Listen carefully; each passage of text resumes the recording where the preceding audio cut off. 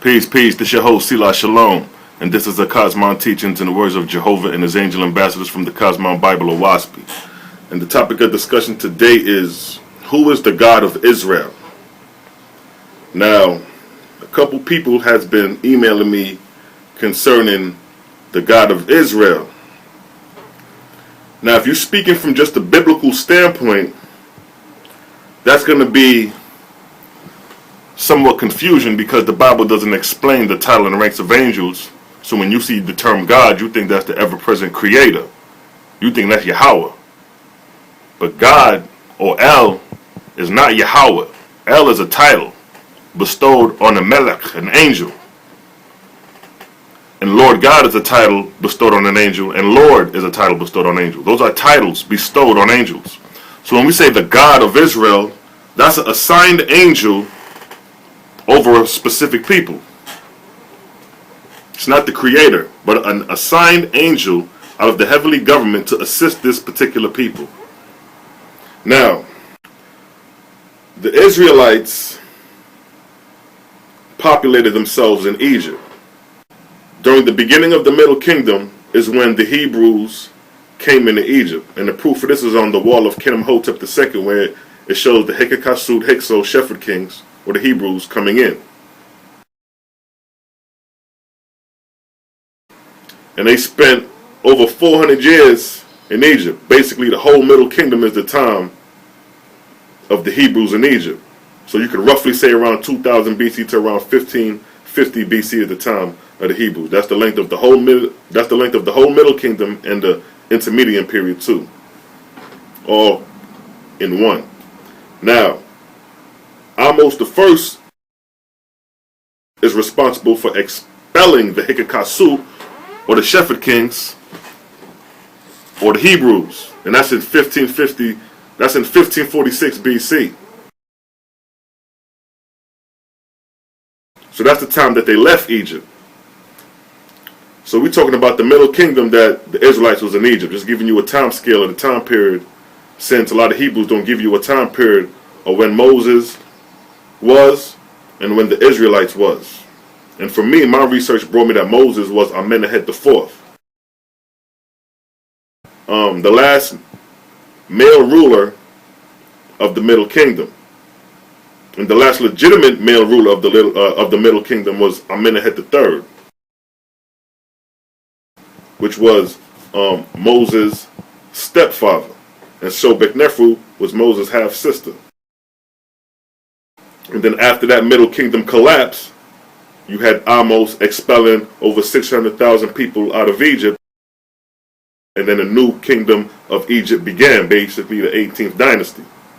So I'm just giving you a chronology of history and placing it in its proper order. Because a lot of Hebrews believe that, Israel and Moses and Exodus was during the new kingdom, during the 1200 BC, around that time. But that's way off.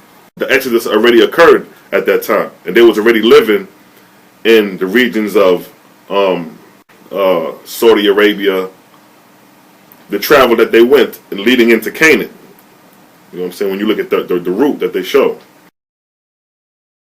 So, that's just giving you a chronology of the Hebrews in Egypt, along with the misrepresentation of the Hebrews being in the New Kingdom, because at that time they already left Egypt. So by the time you hear about them in the New Kingdom, they're pillaging the land. That's when they're trying to take over Canaan.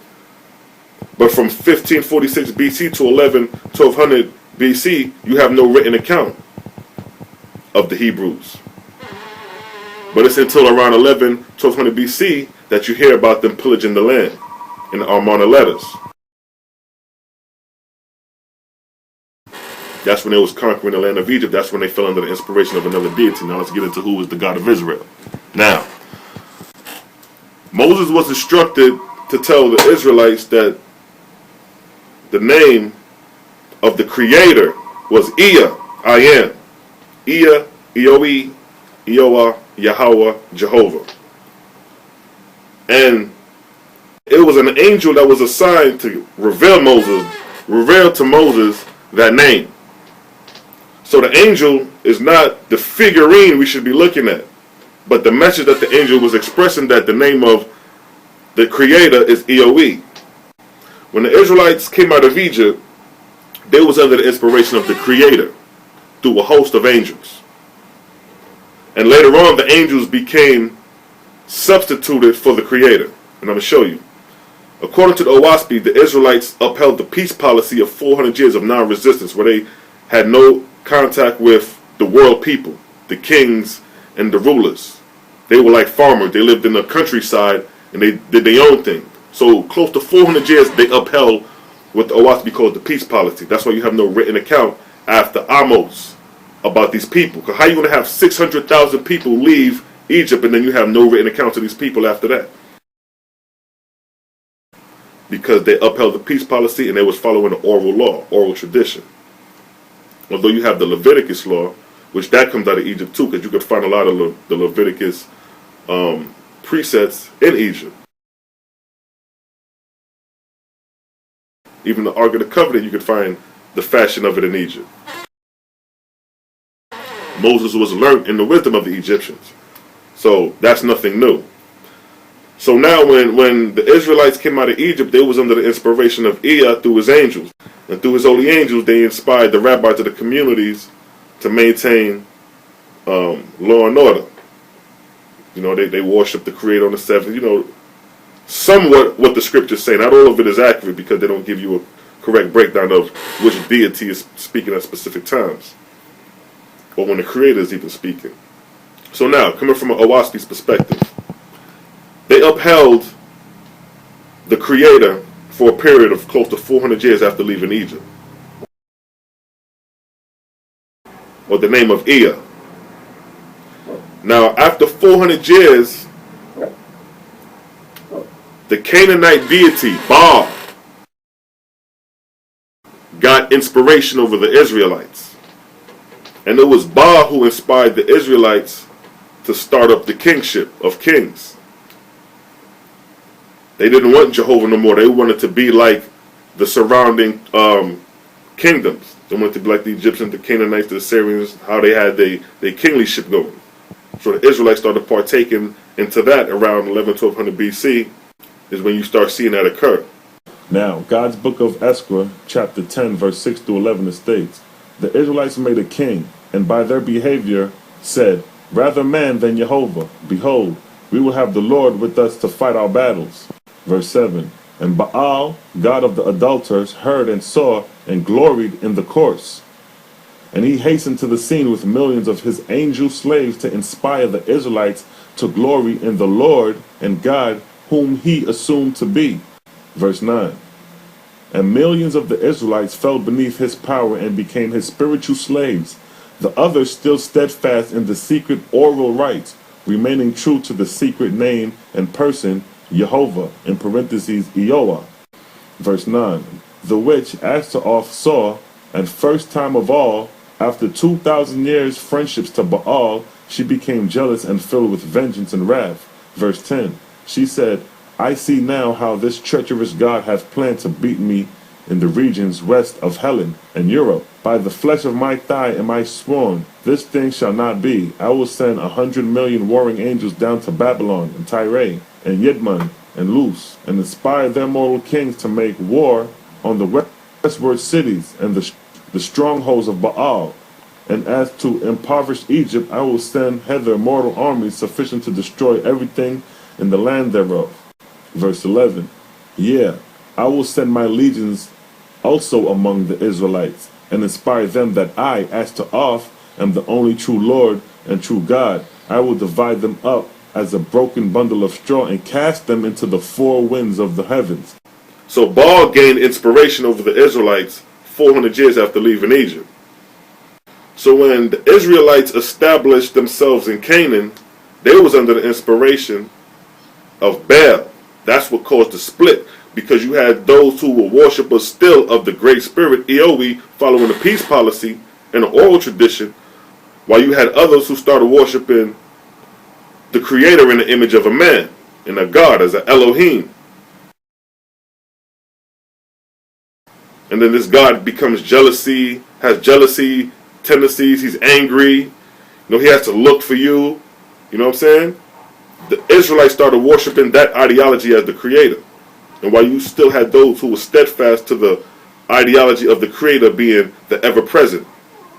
So that created the split. That was the purpose of the prophets coming on the scene in the first place, to correct them and bring them back to the ways of the Great Spirit, the creator, and stop following the deities of Baal, El, Ashtoreth, Dagon, Shemesh.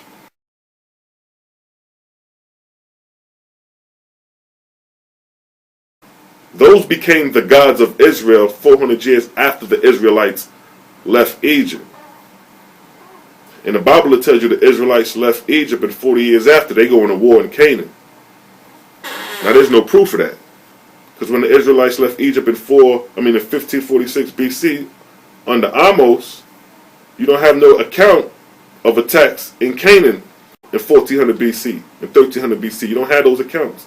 It's until you come down to like 1100 BC, 1200 BC, 1000 BC, you start hearing the Israelites pillaging the lands. Because by that time they already broke away from the peace policy and they was under the inspiration of another God. So the God of Israel, first, that's a misstatement. Because Yahweh is not a God. He's the creator. And the creator and God are two different concepts. That's why the Bible is confusion, because it doesn't break down these two concepts. While OAHSPE gives you a clear breakdown of these things. That's why I can tell you which God was inspiring Israel at specific times in history. Because it gives you the blueprint. It gives you the chronology of that. That's why I can say 400 years after the Israelites left Egypt, they was dealing with the creator. Non-resistance, dealing with the peace policy. And then after 400 years of upholding the peace policy, the false deity Baal got inspiration among the Israelites and inspired the Israelites through his emissary angels and got them to change from following the Great Spirit, the Creator, into following a God in the image of man, or a goddess in the image of a woman. And got them believing that this is the Creator, just like they do today. They got you believing that Jesus is the Creator. When he clearly said he wasn't, but people still believe Jesus is God and he was in the beginning with God and all that craziness. That's where all that stems from. Those concepts stem from them ancient deities of old.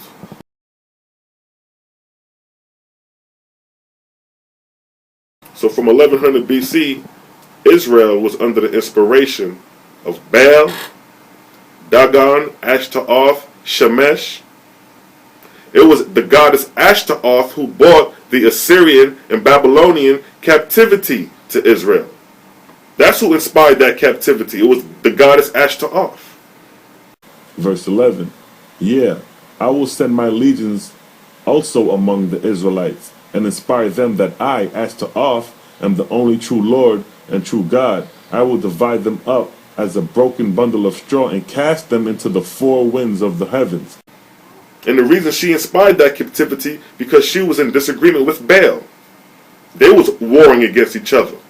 The same way I described how looeamong the false Christ and Gabriel the false law had disagreements, likewise with Baal and Ashtoreth in the ancient times.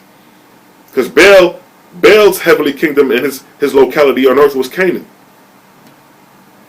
And Ashtoreth, heavenly kingdom and locality on earth was Persia.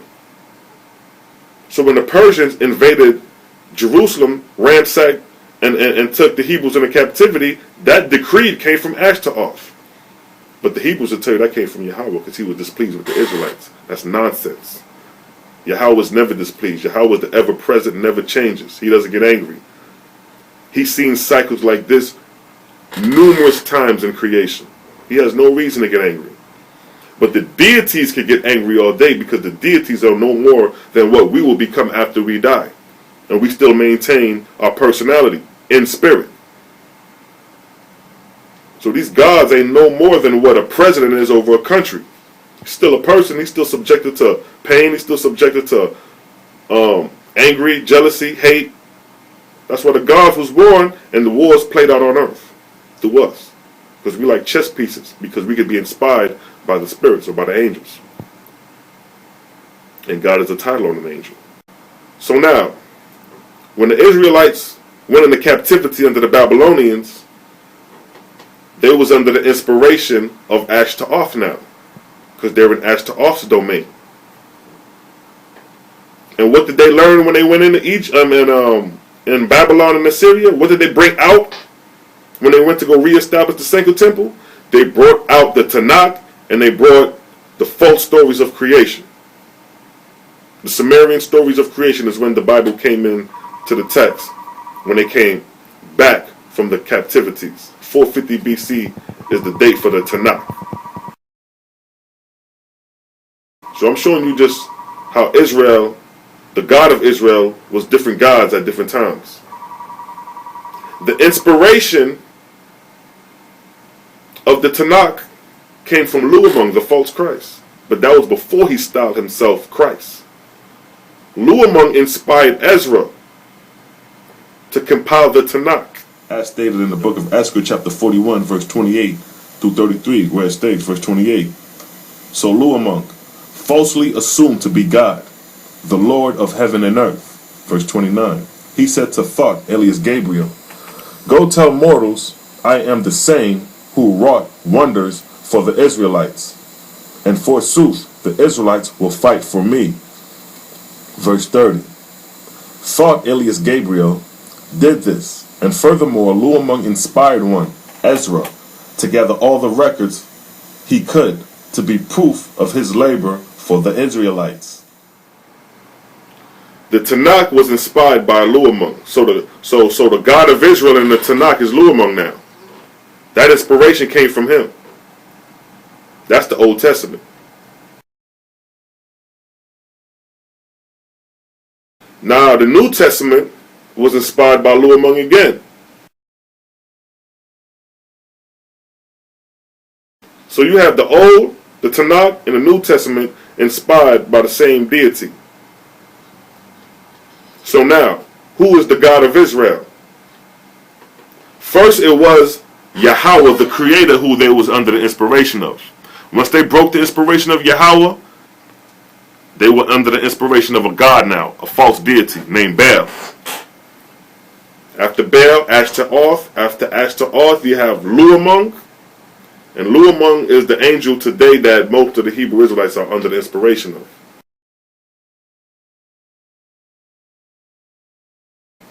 Looeamong, the false Christ.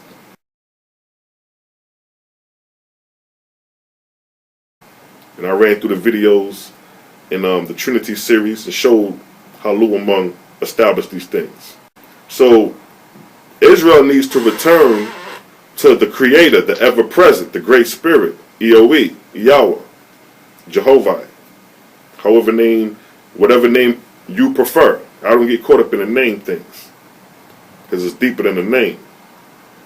It's the actual behavior, identity of what you're dealing with when you acknowledge the Creator. If you tell me the Creator is in the image of a man, then I already know you off. So now, and another misnomer is when the Hebrew Israelites say, when Yahweh comes back. The Creator is everywhere present. He has masculine principles. She has feminine principles. That's the Creator. Everywhere present. The Creator's not going to be coming back nowhere. He ain't go nowhere. Now the angels could go and come. And see, that's what I'm showing you, how the Hebrews are confusing the angels with the ever-present. So this video was just to show you how the Israelites was under the inspiration of different gods. So we can't just say, I represent the God of Israel, because it gets deeper than that, as you could see. But coming from a biblical perspective, if that's all you have, that's all you have.